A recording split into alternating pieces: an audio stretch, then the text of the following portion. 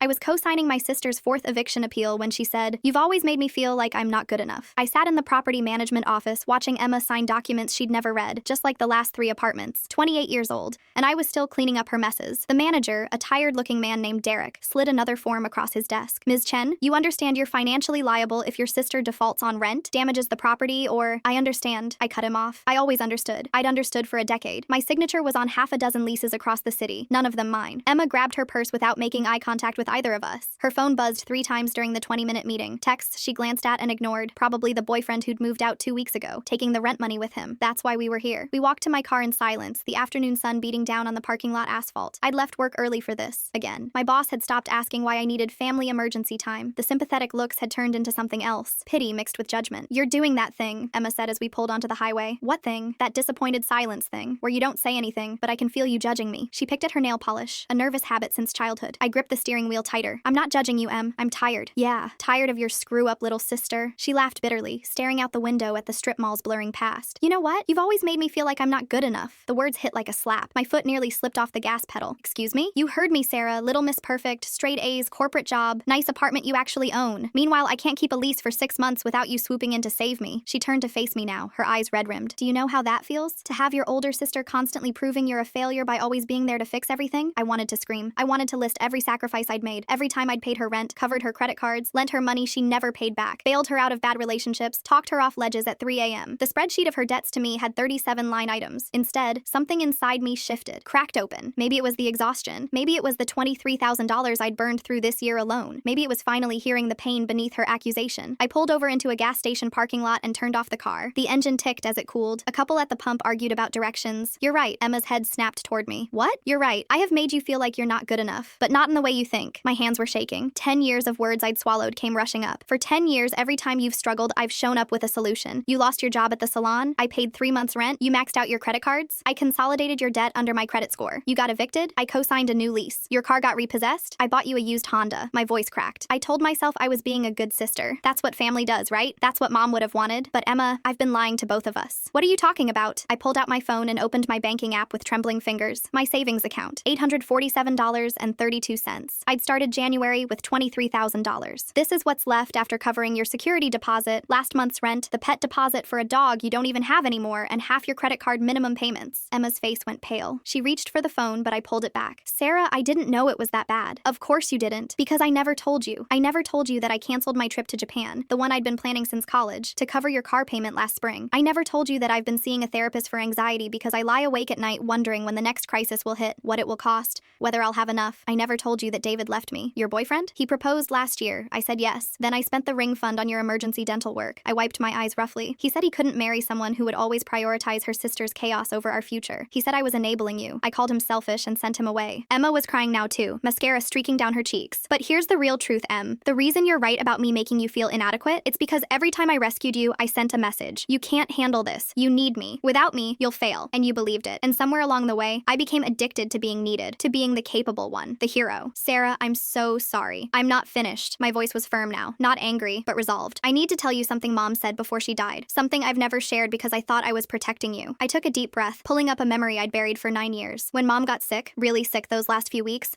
I was 24 and you were 19. You remember how you fell apart? Stopped going to classes, moved back home, couldn't get out of bed some days?" Emma nodded, fresh tears falling. "I took a semester off grad school to help. I was there every day, managing her meds, dealing with hospice, holding it together, and I watched you crumble, and I didn't judge you for it. You were 19 and losing your mom." I paused, remembering that hospital room, the beeping machines, Mom's labored breathing. 3 days before she died, you'd gone home to sleep. It was just me and Mom. She was so weak, but she grabbed my hand, grabbed it hard, and said, "Sarah, I need you to promise me something." Emma's breath caught. She said, "Don't do for Emma what she needs to learn to do for herself." I babied her because she's my youngest, because she was my surprise baby, because I wanted to keep her little forever. And now she doesn't know how to stand on her own feet. I see it. I failed her by protecting her too much. Promise me you won't make my mistake. Promise me you'll let her fall so she can learn to stand." Mom said that? Emma's voice was barely a whisper. I held her hand and I promised. I promised her 3 days before she died. I was sobbing now. "And I broke that promise at her funeral when you fell apart and I took over everything. I paid off your student loans with Mom's life insurance money that was supposed to be split between us. I've been breaking that promise every single day since." We sat there in my car, 2 grown women crying in a gas station parking lot. The sun had shifted, casting long shadows. My phone buzzed with work emails I'd ignore. Emma's buzzed with texts she'd ignore. The world kept spinning while we fell apart. "I'm terrified," I whispered. "Terrified that if I stop helping, you'll fall completely. That that you'll end up homeless, or worse, that something will happen and I could have prevented it. But I'm more terrified that if I don't stop, you'll never learn that you're capable of catching yourself, that you're strong and smart and resourceful, that you don't need me. Emma wiped her eyes with her sleeve, leaving dark smudges. So what happens now? You just walk away? No. God, no. I'm not abandoning you, Em. I'm still your sister. I'll always be your sister. I turned to face her fully. But here's what changes. This apartment we just secured? I'm on the lease for the last time. You have 1 year. After that, you're on your own for housing. Sarah, I won't pay your bills anymore. I won't cover your emergencies. I won't co-sign loans or credit cards, but I'll help in other ways. I'll teach you how to budget. I'll review your resume. I'll be here for advice, for emotional support, for Sunday dinners, for being your sister in all the ways that actually matter. My voice grew stronger. I'm done being your safety net, because safety nets prevent people from learning how to climb. You'll never know how strong you are as long as I keep catching you before you hit the ground. I don't know if I can do this alone, Emma said, her voice small and scared in a way that made her sound 19 again. You've never been alone, Em. You've been dependent. There's a difference. I started the car again, the engine turning over with a reliable hum. You're smart. You got into nursing school before you dropped out. You're capable. You managed that salon for 8 months before the owner fired you for a reason that wasn't your fault. But you'll never believe in those things as long as I keep proving you don't need to. We drove in silence for a while, the highway stretching ahead. Then Emma spoke quietly, so quietly I almost didn't hear her over the AC. I've been enrolled in a dental hygienist program for 3 weeks. I nearly swerved into the next lane. A car honked. What? It's a night program, 10 months. I didn't tell you because she trailed off, then forced herself to continue. I was waiting to fail so I wouldn't disappoint you, but also because for once I wanted to do something that was just mine, that you didn't fix or fund or make better, something I had to figure out myself. My heart felt like it might explode.